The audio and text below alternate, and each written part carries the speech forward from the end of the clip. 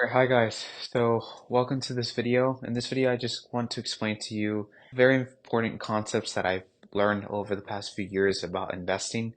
And I just wanted to make this video also quick so I won't bore you with my lectures or anything. So, let's get down to it. So, some of you have heard this before, but one of the most important things that an investor can have of any department, whether you're in stocks, whether in your real estate, I don't care what investor you are, you must have prudence.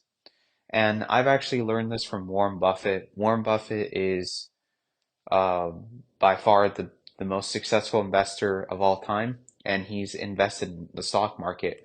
And I've learned this rule tremendously from him and his partner, Charlie Munger. This rule is just so important because the thing is that in the market, you need to have a level of patience and discipline when it comes to viewing things because sometimes things don't pass over as they should, and so you need to give them time to pass on.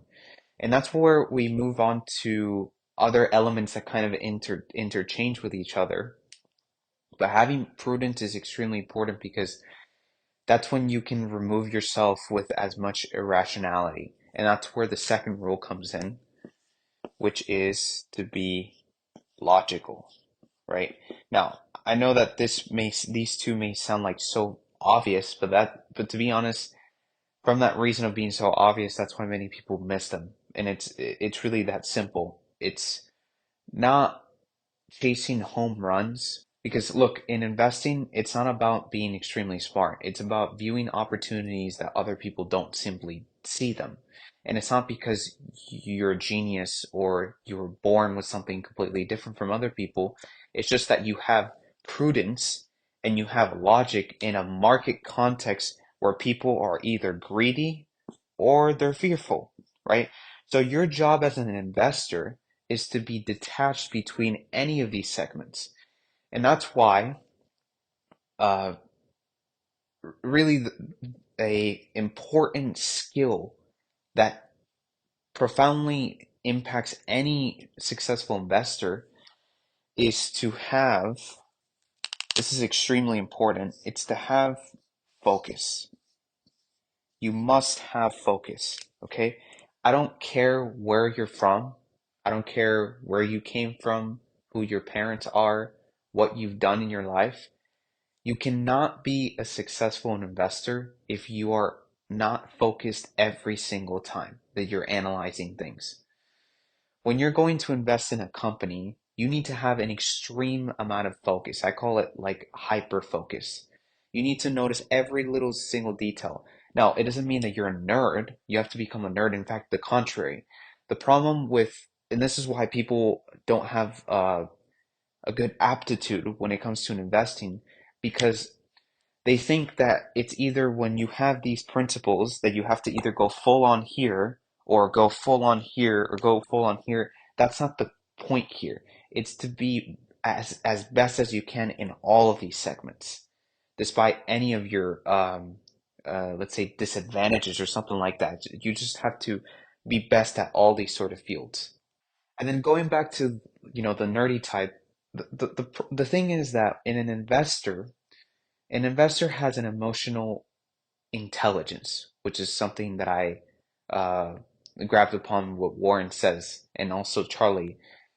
The way how you become very successful in investing. Now, there's several ways of investing, but let's talk about long-term investing. That's the way how I invest. If you invest in the long term, you need to have emotional intelligence. If you wanna become a millionaire, becoming an investor or becoming a billionaire. And I'm going to tell you that I'm not a multimillionaire. I'm not a millionaire when it comes to an investing. I just know a lot about investing because I've learned from many of billionaires who are investors and I've implemented their skill sets and I haven't lost one single investment. Or at least I think the max I've lost has been like 10%, but that's because of allocating to another investment. But out of every investment I've done, they've been all been successful. And all of them have been executed not because of what the stock will do, but because of what the business will do as of itself. Okay.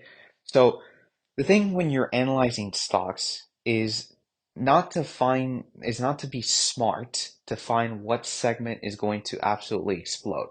Because look, quite frankly, and this is very important, that it's not the particular field that's going to be extremely niche and it's going to blow off. Of course, that's important. I mean, that's common sense. But the thing is that when it comes to market cycles, there's demand and supply. Sometimes, let's say if you're investing in the long term, none of this stuff matters. But if you wait for the next few years and you have this concept of waiting till something blows off, it's going to be hard to be timing things because what affects other companies sometimes isn't inherently what the company is doing in market segments. There's sometimes what's happening in the market. It could be happening in the industry. It could be happening in macroeconomics, like higher interest rates, like what happened in 2021. There's different variables that affect what the stock price will do. And that's why as the business, as what it will produce, I look at that. I look at business figures. When I analyze stocks, right, let's say that this is a stock. I don't immediately view this as something that's going up and down, or go down. That's not the correct way how you should be looking at it. When I analyze and I look at a stock, the first thing I imagine in my head is this, right? Let's imagine that these are customers, right? And let's say that there's thousands of these customers. And this right here is the business. This is what I look at when I look at a stock. I look at the business. I don't look at none of this stuff. I look at the business first. And I inherently focus on the business. When I scope out businesses, when I scope out stocks, I scope them out based on newsletters or any sort of stock scanner that I can find, but I don't read what other people think about it at first. I read first what that company's selling and their products. And from their products, I can know, okay, I already know their competitors, so I can see if this thing is valuable or not. So that's when I start to dive into it. What I look for in this business is I look for their statements, which is no different from your statements as your personal statements. If you're an adult, right? If you're an adult, you already know what an income statement is. You should be aware what a balance sheet is, and you should be, well, not a lot of people are aware of this, but you should be quite familiar with cash flow statements. Well, a business is no different at all with that. In fact, those are the three most important statements you look at any business. It's to look at its income statement, it's to look at its balance sheet, and it's to look at its cash flow statement. When you look at a business, let's say for its income statement, any business that, regardless of what industry they're in, the only core focus of business has established itself is to make money. That's what it is at the end of the day. It's to make increase their profits as they come in. They need to do that by increasing the value of their products and services that are deriving from their revenue streams.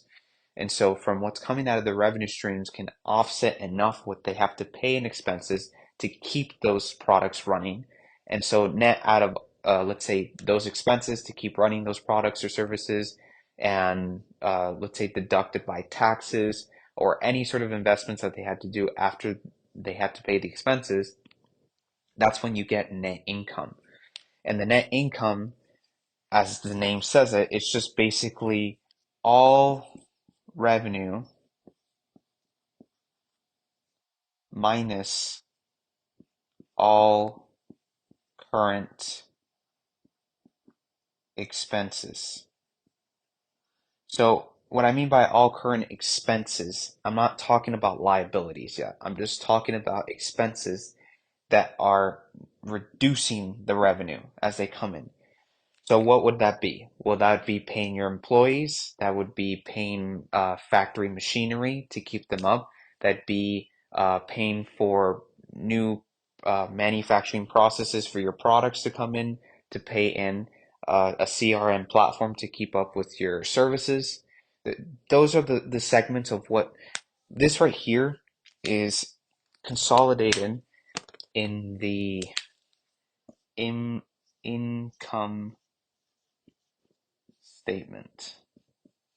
That's the income statement. The balance sheet is simple. It's basically your net worth, and it's no different from a company.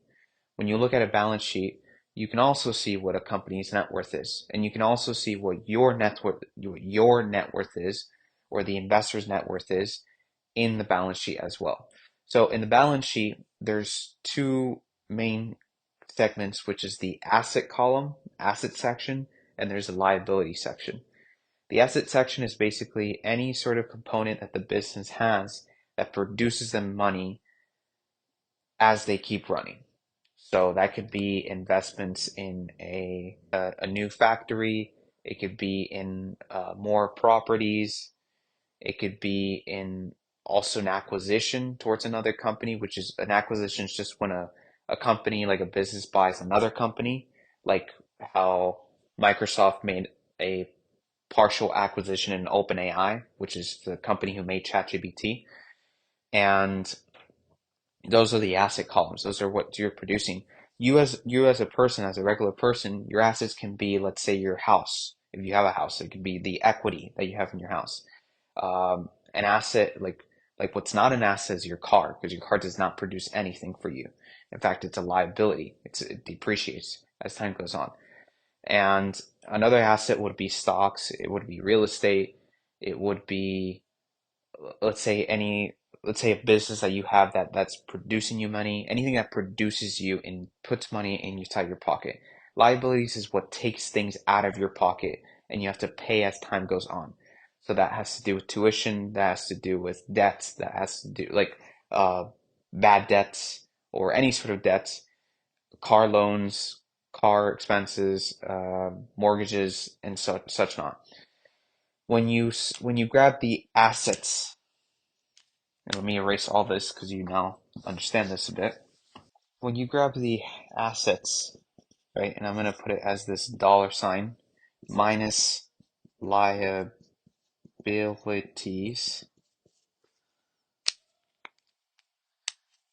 this would give you your net worth. And it's really that simple. If you heard what net worth is, well, now you know what it means. Now you know how to get a net worth. You can know your exact net worth if you just grab all the assets you own and all the liabilities you owe. And that this minus that should give you your net worth. If your net worth is positive, then that's good because that means that you're able to your assets.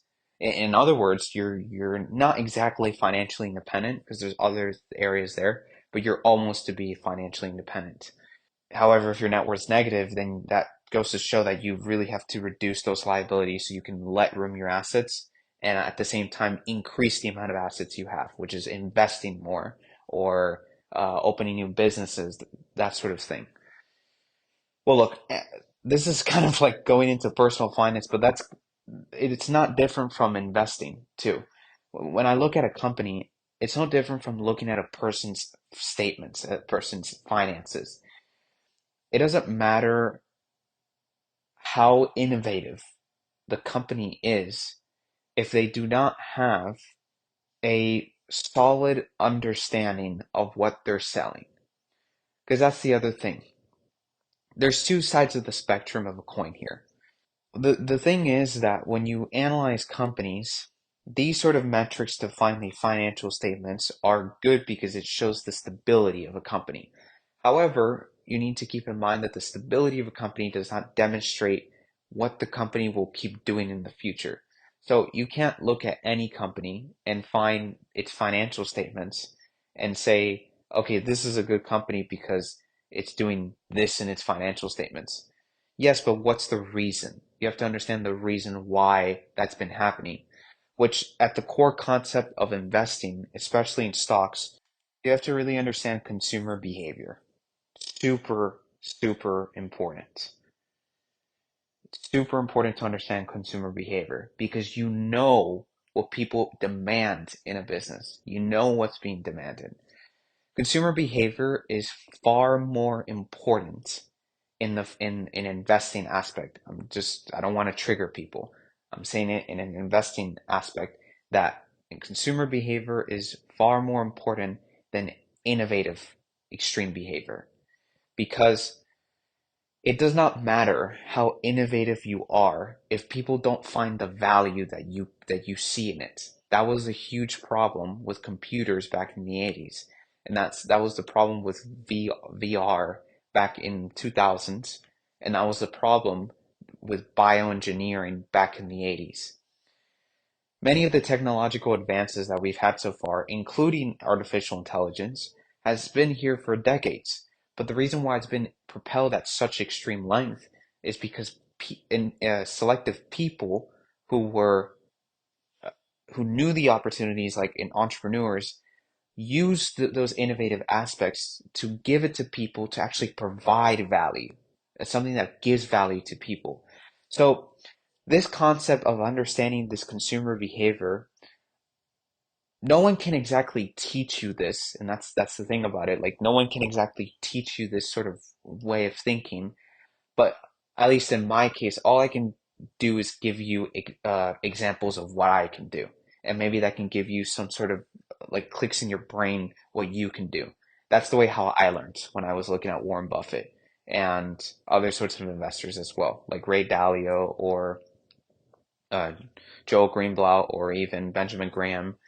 Many of the investors that I saw, the reason why I became pretty good at investing was because I saw what they were doing, and most importantly, I looked at first the people who had the most results. So the first person that I looked at when I was getting into investing was Warren Buffett, because you need to look at the person who's the best at the game. There's a reason why they're the best at the game. There's a reason why Warren Buffett's so successful, because he is always extremely focused when he does something into investing, and also because he likes what he's doing in investing, but it's also because of that element of focus. And that focusing structure is so extremely important, but it becomes super tough. It becomes a lot more solidified when you're not surrounded by so much noise. The unfortunate thing about Wall Street and what you hear in the Wall Street Journal or any sort of Wall Street investor is that the majority of people in Wall Street are selling you information, which is the problem. Many people are trying too much in selling information for the rather of gaining profits in the business on selling others what they should do than rather making the investments as it is. And because of that, there's a lot of people who tell you what you should do and what you shouldn't do in Wall Street, which doesn't give you a clear sense of mind and to understand what opportunities are in front of you that people don't do. And that's the thing about the market, that even in AI, it doesn't matter what area extremity that is overly changing an industry will create big business profits. Because look, there's not a doubt at all that I believe AI will profoundly change the world. But remember what I said earlier. People just simply do not buy the products or services you're giving to them, no matter how innovative a product or service is, because the only thing people care about is whether that thing is useful to them, and you need to make it useful to them by providing. Steve Jobs was a perfect example of that. He was able to provide a fantastic user interface to something very complex ordinary people couldn't have done. So that's the value. That was the value of software and tech companies. But that's why Warren Buffett, even despite his age, he doesn't have a huge amount of experience with tech.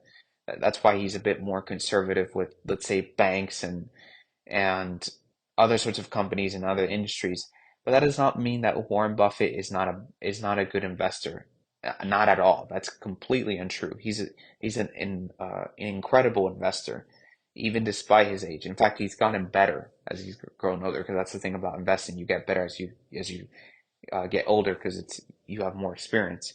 That goes to show that if you look at the businesses that Warren invests in, even though he has a huge stake in Apple, but it makes sense because Apple is that sort of company that's in its product or service, that people would rather sell their house than sell their iPhone. I mean, the iPhones that people carry, they're necessary. That's the consumer behavior. They're necessary to people. They're something that people continuously consume. So look, you can't get this at all one batch about how to invest. No one can teach you how to invest in all in one batch. The best thing you can do to really understand into investing is to just absorb yourself with a lot of important information. Not with every information, because not everyone has good information, but listen to people who know what they're talking about. And I mean, I have the results into investing, and I could show you more about investing, but I've learned from the best investors in the world. So, if you hear me, I'm basically uh, bubbly down my experience and relaying what I heard from them to giving it to you. Okay?